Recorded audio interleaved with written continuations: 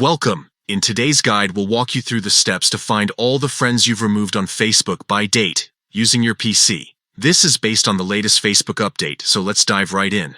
First, open your web browser and head over to facebook.com. Log into your account if you haven't already. Once you're in, look at the top right corner of the page and click on your profile photo.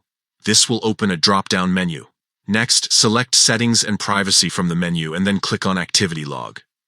This section contains all your Facebook activity organized into categories. Now, under the Connections section on the left-hand side, click on Friends.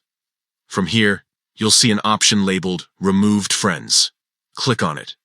This will display a list of all the friends you've removed from your account. To narrow down this list by date, look at the top of the page and click on Date. A drop-down menu will appear where you can specify a date range. Select the desired time period during which you removed friends, and once done, click Save Changes. And that's it.